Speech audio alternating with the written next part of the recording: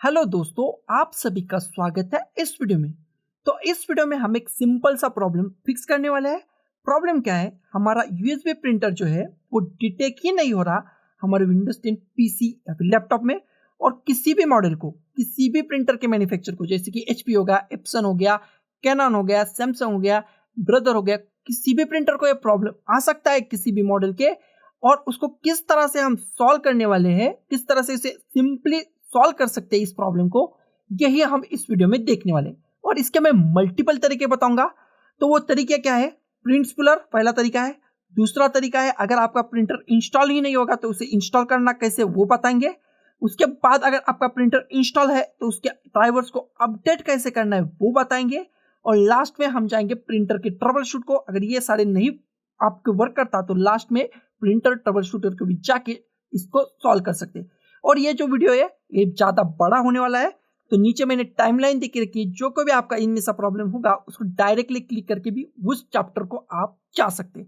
तो चलिए अपने वीडियो की ओर और हमारे पहले सॉल्यूशन के ऊपर जाते हैं हम। तो हमारे पहले सॉल्यूशन को जाने के लिए स्टार्ट में जाएंगे, यहाँ पे सर्विसेज टाइप करेंगे, सर्विसेज के ऊपर क्लिक कर देंगे। तो सर्विसेज में क्लिक करने के बाद यहाँ पे आप फाइंड करेंगे प्रिंट स्पूलर। प्रिंट स्पूलर को फाइंड करेंगे, उसके ऊपर राइट क्लिक कर देंगे, प्रॉपर्टीज के ऊपर क्लिक कर देंगे। तो यहाँ पे स्टार्टअप टाइप हमेशा ऑटोमेटिक होना चाहिए, तो इसे ऑटोमेटिक सेलेक्ट करेंगे। और ये सर्विस स्टेटस हमेशा रनिंग होना चाहिए, तो इसको अप्लाई करेंगे, स्टार्ट करेंगे। तो ये कुछ समय लेगा। तो यहाँ पे सर्विस स्टेटस रनिंग आ चुका है, स्टार्टअप टाइप जो है वो ऑटोमेटिक आ चुका है, उसको अप्लाई करेंगे, ओके कर लेंगे। इसके बाद इसे रिस्टार्ट कर लेंगे। रिस्टार्ट होने में कुछ समय का वक्त लगेगा। उसके बाद यहाँ पे प्रिंट स्पूलर में सर्विस स्टेटस रनिंग होना चाहिए और स्टार्टअप टाइप ऑटोमेटिक होना चाहिए। इसे क्लोज करेंगे, उसके बाद मशीन को रिस्टार्ट कर देंगे और ये भी आपका प्रॉब्लम सॉल्व करता है। अगर इसने आपका प्रॉब्लम नहीं सॉल्व किया है तो हम चाहेंगे हमारे नेक्स्ट सॉल्यूशन के ऊपर।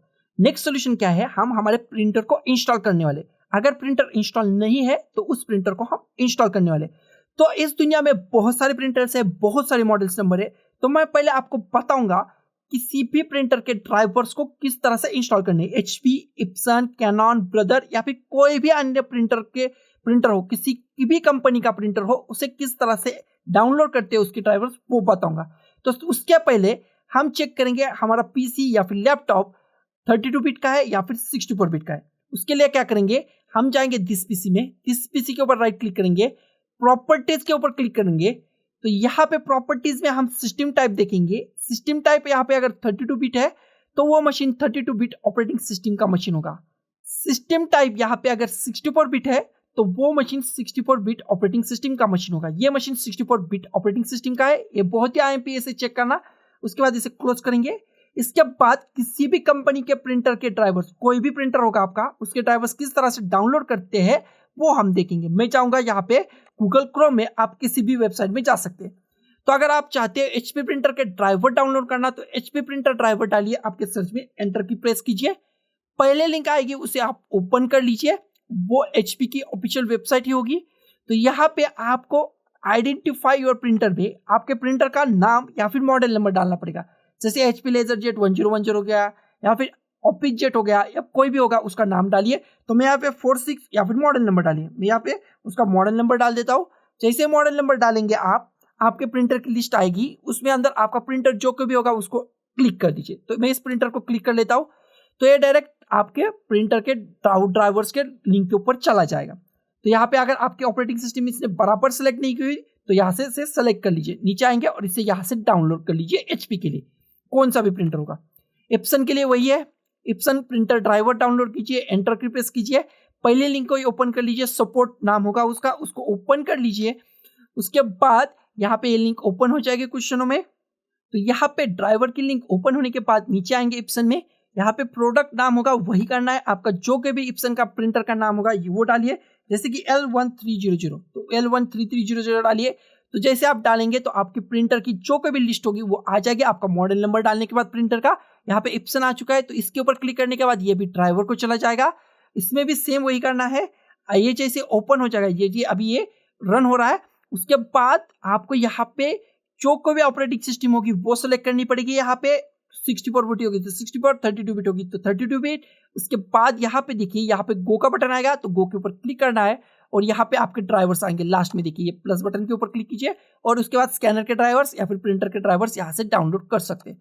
इसके बाद हम जाएंगे कैनन के प्रिंटर को। कैनन के प्रिंटर में भी सेम है, कैनन प्रिंटर ड्राइवर डाउनलोड करना है तो उसको क्लिक करेंगे और यहाँ पे कैनन की पहली लिंक आएगी उसे हम ओपन कर लेंगे।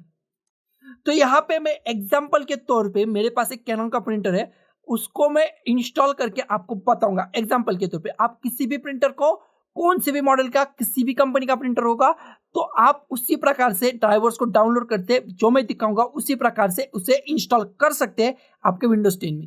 तो यहाँ पे कैनन की ऑफिशियल वेबसाइट ओपन हो चुकी है, तो आप दो प्रकार से उसे डाउनलोड कर सकते हैं, बाय कीवर्ड्स और बाय प्रोडक्ट्स। मैं बाय प्रोडक्ट्स में जाऊंगा, यहाँ पे ऊपर का मैं कुछ भी मैं नहीं डालूंगा, मैं डायरेक्ट मॉडल नंबर को जाऊंगा, जो कोई भी मेरा मॉडल नंबर होगा वो यहाँ पे मैं डालूंगा। तो मेरा मॉडल नंबर क्या है, 2900 है, तो मेरा कैनन 2900 है। तो देखिए मेरे कैनन का मॉडल नंबर आ चुका है, इसके साथ और एक प्रिंटर है 2900B, ये भी आ चुका है। तो इसको क्लिक करेंगे तो ये डायरेक्टली ड्राइवर को जाएगा। देखिए ड्राइवर को गया। उसके बाद यहाँ पे अगर आपकी ऑपरेटिंग सिस्टम बराबर नहीं होगी, 32 बिट है तो थर्ड प्लेन को जाएंगे, 64 बिट है तो विंडोज 10 को जाएंगे। उसके बाद सर्च को क्लिक करेंगे और पहली लिंक जो आएगी उसको क्लिक कर देंगे। तो यहाँ पे डाउनलोड के ऊपर क्लिक करेंगे, डाउनलोड ऊपर स्टार्ट हो जाएगा, इसको डाउनलोड के ऊपर क्लिक करेंगे, शो इन अ फोल्डर के ऊपर क्लिक करेंगे, इसे मिनिमाइज कर लेंगे और इस सेटअप फाइल को ड्रैग करके डेस्कटॉप के ऊपर लाएंगे, इसे क्लोज कर लेंगे। तो ये जो सेटअप फाइल है हमारे पास जो आ चुकी है वो एक एक्चुअली जिप फाइल है और इसे हम अनजिप कर सकते हैं। बहुत सिंपल तरीका है इसे अनजिप करने का। राइट क्लिक करेंगे, एक्सट्रैक्ट फाइल्स के ऊपर क्लिक करेंगे, ओके के ऊपर क्लिक करेंगे, एक्सट्रैक्ट हो जाएगी।